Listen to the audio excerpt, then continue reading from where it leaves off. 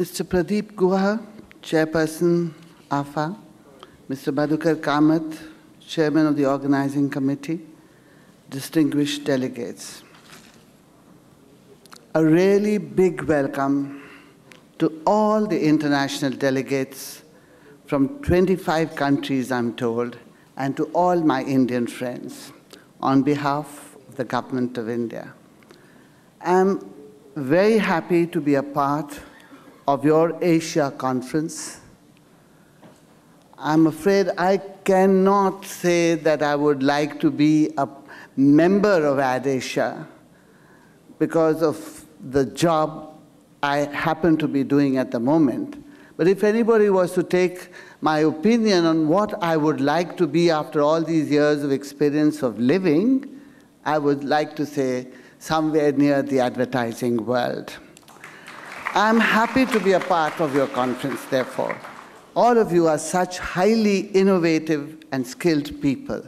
We just saw the release of a book which takes us from 1948 to 2010. And I do believe that you make the wheels of commerce move globally.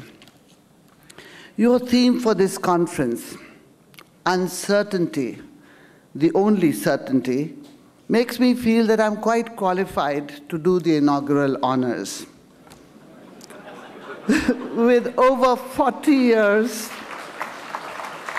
in the power play of a political party in a thriving democracy, to my credit, I know that the only certainty is that things will always be uncertain. Most of the changes the world has witnessed over the last 2 decades have been media and technology-driven. The changes brought about by technology and globalization, of which you just referred to in earlier speeches, have also impacted the social, cultural, and political fabric of the world. Increasingly, issues are not local anymore or even national, but common with global ramifications. Let's look at the happening of 9/11, the military turmoil in Iraq and Afghanistan, the events of the Arab Spring, and so many other such happenings. All these bear testimony to being of global dimensions. Political events have a bearing on economic dimensions of situation. A social upheaval cannot be separated from market turbulence, as you all know. A nuclear accident at Fukushima or floods in Thailand can affect global supplies of cars and automobile parts. Diversion of land and food grains for the production of biofuels can adversely impact worldwide food prices. But all this is not doom and gloom in the scenario that is emerging with the march of technology and globalization. Increasing prosperity and demands in countries of especially the Asian continent, and more especially in big populated countries like China, Brazil, and India, can offer hope even during economic slowdowns. Let me talk of India's economic growth rates. They have been consistent and they have been high. The middle classes have been greatly empowered. Our government is investing heavily in both health and education, among other infrastructures. Increasing literacy at the basic level has been one of our foremost tasks. The overall literacy rate for the country in 2011 census has gone up 10 points to reach over 74% of those literate. This has led to a boom in print media. We have one of the largest newspaper markets in the world. I am told that more than 107 million copies of newspapers are circulated daily Of course, we have a population of 1 billion, 1.21 billion, but still 107 million newspaper copies circulated daily is no small figure. In India, over 100 million, give and take a few, users access the internet, a number which is growing exponentially. In order to facilitate greater access to communication facilities, the Government of India recently approved the creation of a national optical fiber network for providing broadband connectivity to the lowest rung of administration at the village level. Look at the growth of the broadcasting industry, both TV and radio. From 10 TV channels somewhere in 1999 to 800 channels at national and regional levels in more than 20 major languages, TV covers approximately 140 million homes today. The government has approved a few weeks ago the mandatory introduction of digital addressable systems in the cable TV services, leading to a complete sunset of the analog cable TV by 31st December 2014. With the auction of the FM radio Phase 3, over 839 radio stations will cover 280 cities which have a population of over 100,000. Media and entertainment are among the fastest growing sectors of the Indian economy. At the same time, these sectors provide the biggest and most effective platform for advertising. I have no doubt that advertising, as I said earlier, is one of the principal engines of growth for any economy. As the Indian economy moves from a production society to a consumption society, advertising will have an increasingly important role to play. India does have a vibrant advertising and marketing industry.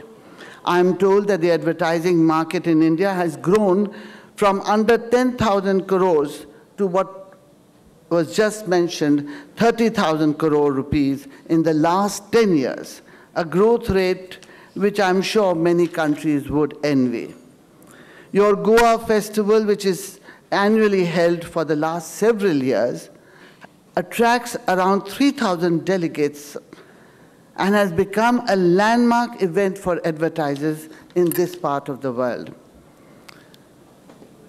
But effective advertising requires a multitude of diverse skills, and it is conferences like these which stimulate debate and discussions that can go a long way in inspiring the quality and effectiveness of advertising.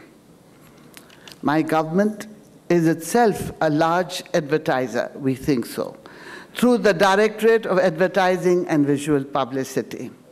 We are in the process of revamping the directorate and professionalizing it to match the private sector's capability.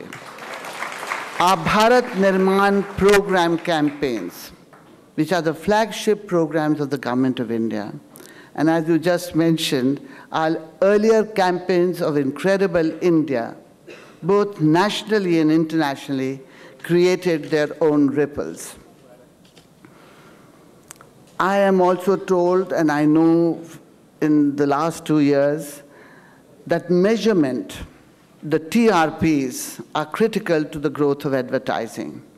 I am also being constantly told that the advertisers spend precious money and they have to invest in the right places and at the right time and at the right prices, and government has no right to interfere.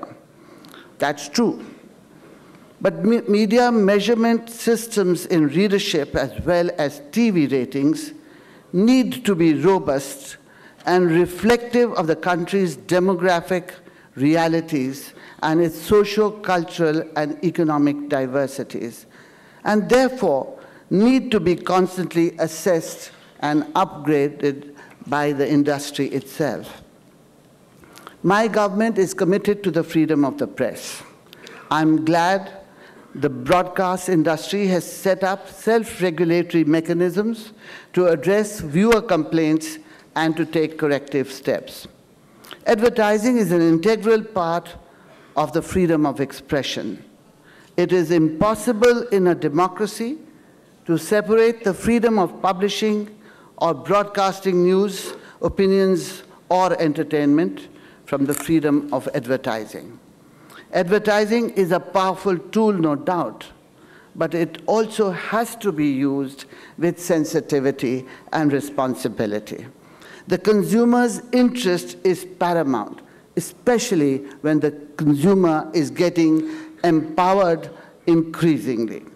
India has a strong self-regulation movement in advertising as well, and we are very happy with the way it is working through a body called ASCI, Advertising Standards Council of India, and I think many of our Indian delegates would be members of ASCI. My government is committed to private enterprise and a free society, where fair competition plays a prominent part and will offer all help to the private sector to promote their products and grow their industry as long as it is in the overall interest of freedom of choices, freedom of competition, and interest of society at large. Before I end, I would like to request you by mentioning that corporate social responsibility is a major activity recognized all over the world. And I would urge you, during your deliberations, to discuss and in future use your skill for messages, especially in the areas of health and education, with a view of targeting the weaker sections for their betterment and in collaboration with private advertisers. Because I am convinced that consumers are rewarding those advertisers whom they see doing good for society by patronizing their products. New mediums like the community radio station systems, which my ministry is giving an incentive to, will provide direct access to the beneficiary groups in a large country like India. I hope that you all will benefit.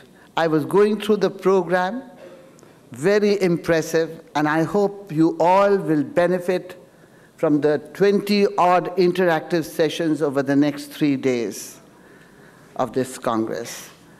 But I hope it's not going to be all work. But I was told that there are 2 types of content for this conference: the content and the super content. Now, the super content is what I would like you to concentrate on: sightseeing, Indian cuisine, and just enjoying yourselves in this great, glorious weather of the 1st of November to the 4th of November. Good luck to you. Have a great conference and many more in the future. Thank you. Jai Hind.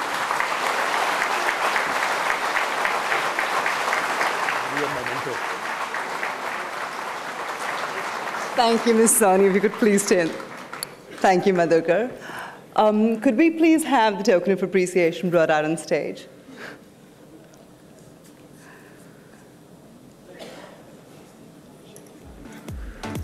Thank you.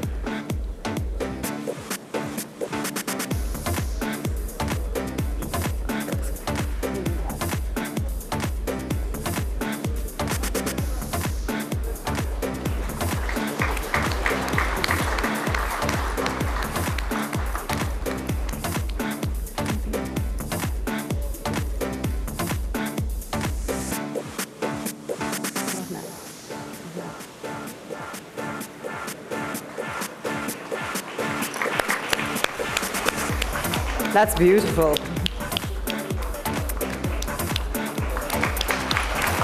That's beautiful.